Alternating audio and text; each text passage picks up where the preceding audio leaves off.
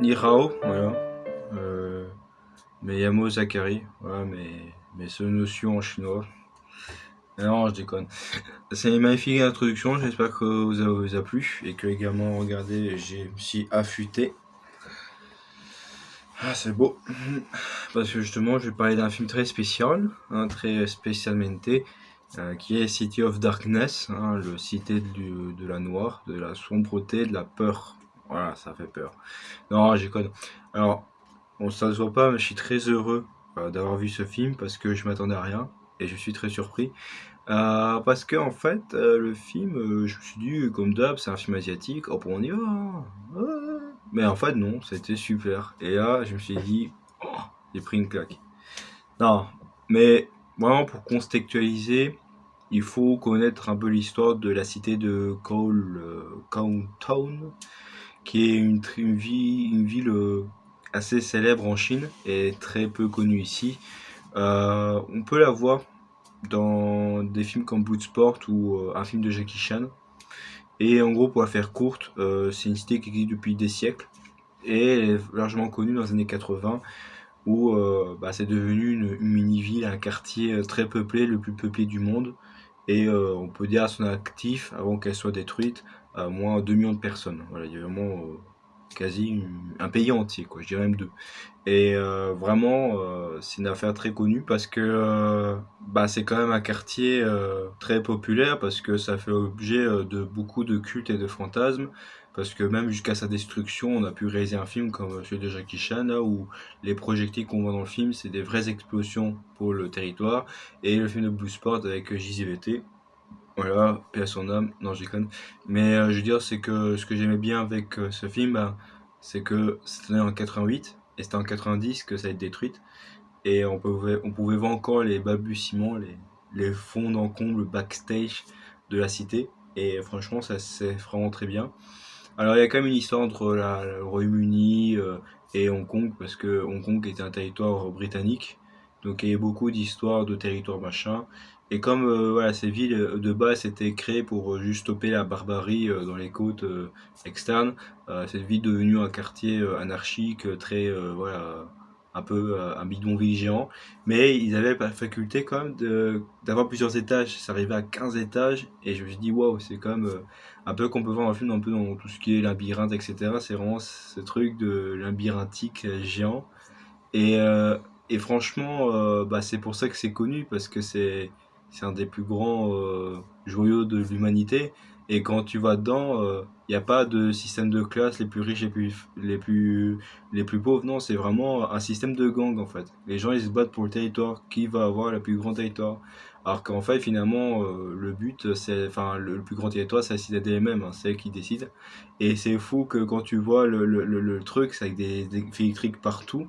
Mais on était vraiment dans un monde de science-fiction, cyberpunk et tout, alors que non, pas du tout. Et c'est vrai que ce film, c'est un joyau de la culture chinoise parce qu'ils ont réussi à reconstruire carrément une cité qui n'existe plus. Et pour moi, franchement, les effets spéciaux, moi je peux vous le dire, mais le cinéma chinois dépasse largement celui américain. Ah non, mais il y a des films chinois, c'est vraiment une pépite. Les plupart du temps, les films nanars qui existent, c'est côté américain, hein. Très peu sont chinois, et je dirais même aucun.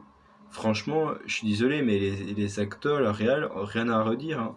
C'est vrai que moi je parle pas du film parce qu'il n'y a rien à redire, parce que c'est adapté d'une nouvelle, donc en fait le scénario en soi est fictif, mais sinon l'ambiance en elle-même existe vraiment. Mais sinon, voilà, c'est juste un guerre de gang, voilà, ça parle aussi de migration, de clandestinage. T'as un gars voilà, qui faisait des affaires avec un gang de l'autre, de Monsieur King là.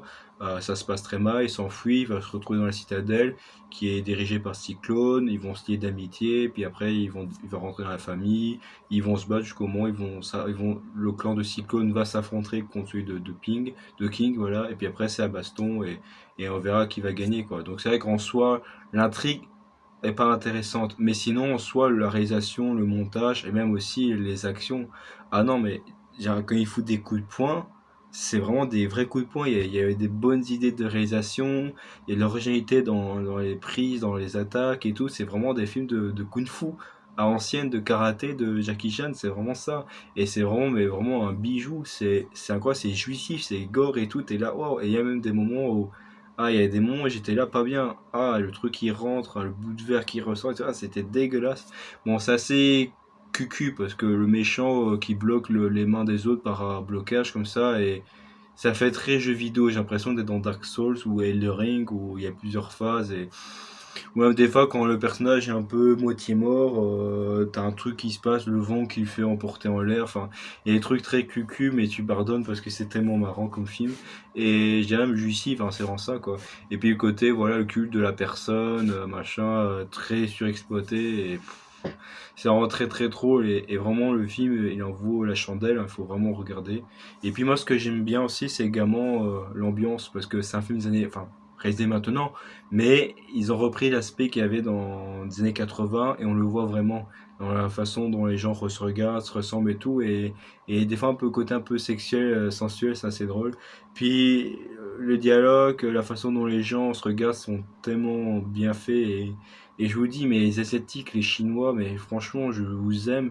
Vous pétez le charisme à 20 mètres. Franchement, vous êtes incroyable. Ah non, mais moi je vous le dis, vraiment, les Américains, vous devez prendre note, hein. Parce que là, franchement, ils vous mettent une fessée, hein. Franchement, je vous le dis, moi j'aime trop les films chinois, quoi. Et, et vraiment, ce que je suis surpris, c'est même dès le début du film, c'est la musique. Moi, il y avait un fantasme que j'avais, c'était comment je consomme beaucoup la culture chinoise. J'écoute beaucoup des titres chinois, même des acteurs chinois. J'ai connu beaucoup de films, etc. Et j'étais dans un fantasme, je me dis, et si un film maintenant qui utiliserait une ambiance des années 80 avec des musiques que je connais dans ce film? Et bah, My Bad, j'ai enfin vécu. Parce que je me dis, j'ai pas envie d'attendre de voir des vieux films un peu comme celui de Wong Kar-wai ou des films genre, allez, Train for Love, enfin des films très très amour, mais qui est réalisé dans les années 80. Même les remasterisations, c'est pas des films que j'ai vécu de mon époque. Et là, le fait de l'avoir vu avec des musiques que je connais, donc même à la fin, j'étais là, ah ouais, c'était ce mec. Et franchement, c'est bien parce que j'étais là à m'ambiancer, ce que je connais et j'ai déjà écouté. Et ça, c'est vraiment un kiff et je suis content d'être né pour voir ce moment, quoi. Parce qu'au départ, là, il y avait trois thèmes généraux. La première, c'est un titre de Yuki Ono, je crois, Yuji Ono. Bon, je sais plus, c'était, ouais, c'est pas, peut-être pas Yuji Ono, mais c'était un truc qui finit par Kono et c'était Do you want tonight? Do you dance tonight? Do you love me tonight? Nanana. Enfin, c'est ce genre de musique. Et quand j'ai écouté, j'étais là, wow, mais je connais ça, c'est tout, c'est vraiment super et je suis content d'avoir écouté. Et après, à la fin, ils ont mis un titre de Leslie Cheung. Et pour ceux qui savent pas, en fait, il faut savoir que c'est un artiste très popularisé en Chine, mais également aussi, sa notoriété est aussi valable que Michael Jackson, puisque dans le Times, quand ils ont certifié les 100 artistes les plus populaires du monde, en fait, tu as le Michael Jackson, les Beatles, et puis tu as Leslie Cheung. Et Leslie Cheung, c'est vraiment un artiste cantopop, mondopop, ce que tu veux, très charismatique, très très connu. Et en fait, c'est vraiment la Chine moderne, c'est vraiment la musique qu'on aime écouter avec Danny Chan, Anita Mui et d'autres artistes. Je veux dire, c'est vraiment la musique qu'on aime, même à l'Amtram et tout. Enfin, vraiment, je veux dire, écouter ces musiques, ça vaut la chandelle, c'est vraiment super.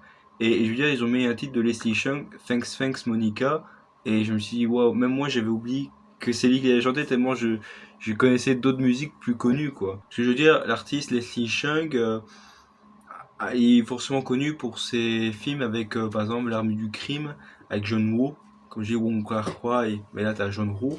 Et il y avait aussi dans un de ses films, bah, il y avait Anita Mui. Et là, c'est des artistes qui ont pu exploser.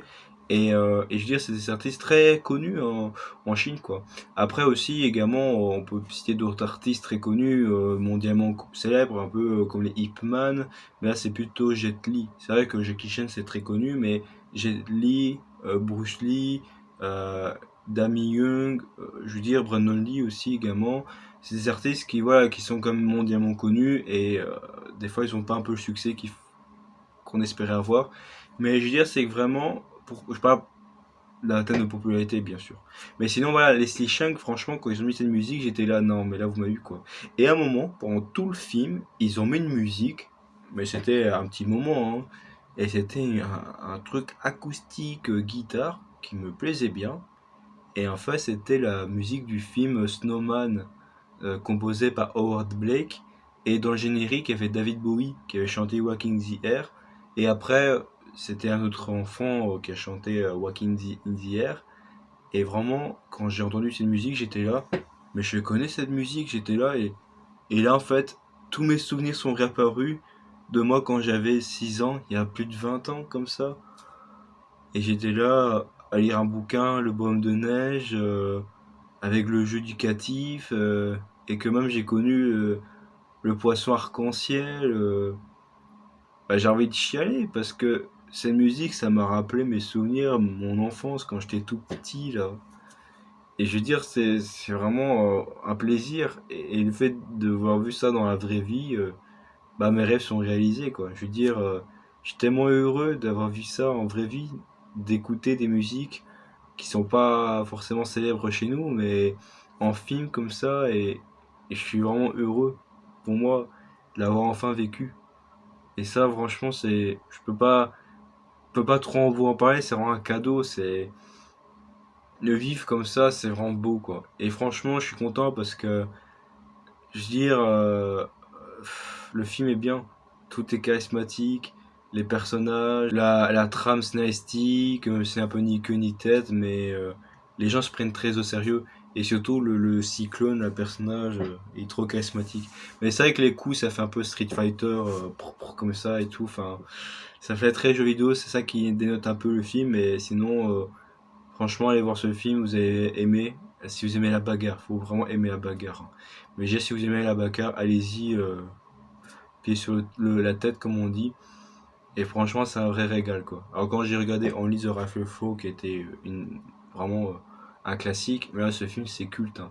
Et en plus, c'est cool, c'est vraiment reconstitué la cité telle qu'on connaît, hein, Kowloon, hein.